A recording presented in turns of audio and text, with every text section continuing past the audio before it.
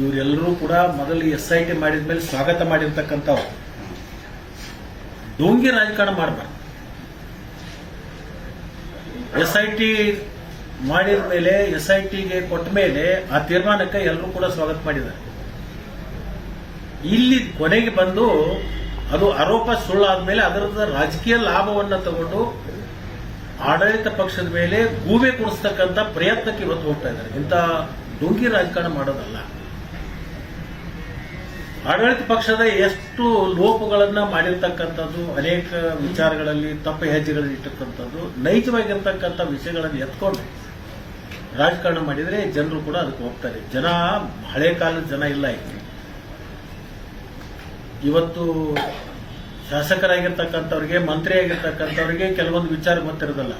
ಅದಕ್ಕಿಂತಲೂ ಆಳವಾಗಿ ವಿಚಾರಗಳನ್ನು ತಿಳ್ಕೊಳ್ತಕ್ಕಂಥ ಇವತ್ತು ಸಮಾಜದಲ್ಲಿ ಜಾಗೃತಿ ಮೂಡಿದೆ.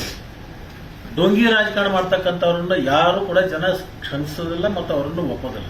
ಅದಕ್ಕೆ ಡೋಂಗಿ ರಾಜಕಾರಣ ಮಾಡೋದನ್ನ ನಿಲ್ಲಿಸಬೇಕು. ನೈಜ ಸಂಗತಿಗಳನ್ನ ಜನರ ಮುಂದೆ ಇಡುವಂಥದ್ದು ಮಾಡಬೇಕು. ಯಾಕೆ ಸ್ವಾಗತ ಮಾಡಿದ್ರು, ಅವತ್ತ್ಯಾಕೆ ವಿರೋಧ ಮಾಡಲಿಲ್ಲ? SIT ಕೊಟ್ಟ ಮೇಲೆ ಯಾಕೆ ವಿರೋಧ ಮಾಡಬೇಕಾಗಿತ್ತಲ್ಲ? ಇವರು ನಿಜವಾದ ರಾಜಕಾರಣ ಮಾಡೋದಾಗಿದ್ರೆ, ಇವರಿಗೆ ಧಾರ್ಮಿಕ ಕ್ಷೇತ್ರದ ಬಗ್ಗೆ ಒಂದು ಭಯ, ಭಕ್ತಿ ಅಥವಾ ಶ್ರದ್ಧೆ ಇದ್ದಿದ್ರೆ ಅವತ್ತು ಸರ್ಕಾರ ತಗೊಂಡಿರ್ತಕ್ಕಂಥ ತೀರ್ಮಾನ ಯಾಕೆ ವಿರೋಧ ಮಾಡಲಿಲ್ಲ? ಇವರು ಅವತ್ತೆಲ್ಲರೂ ಸ್ವಾಗತ ಮಾಡಿದ್ರಲ್ಲ, ವಿರೋಧ ಪಕ್ಷದವರೆಲ್ಲರೂ ಮೊದಲು ಮಾಡ್ಕೊಂಡು. ಪಕ್ಷದ ಅಧ್ಯಕ್ಷರು, ವಿರೋಧ ಪಕ್ಷದವರು, ಅನೇಕ ಆ ಪಕ್ಷದ ಮುಖಂಡರು ಅವತ್ತು ಸ್ವಾಗತ ಮಾಡ್ತಾರೆ.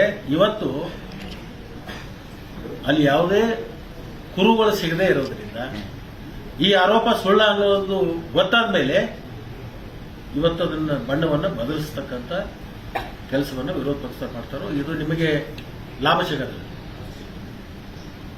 ಕರ್ನಾಟಕ ಸರ್ಕಾರ ಜನರಿಂದ ಆರೋಪ ಬಂದ ಮೇಲೆ ಆರೋಪವನ್ನ ಜನರ ಮುಂದೆ ಸತ್ಯಾಸತ್ಯತೆಗಳನ್ನ ಇಡಬೇಕು ಅಂತ ಹೇಳಿ SIT ಮಾಡಿರೋದು.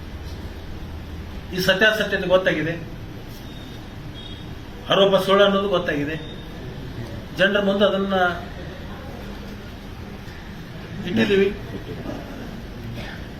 ಇವರು ಬೆಳಿಗ್ಗೆ ಒಂದು, ಮಧ್ಯಾಹ್ನ ಒಂದು, ಸಾಯಂಕಾಲ ಒಂದು.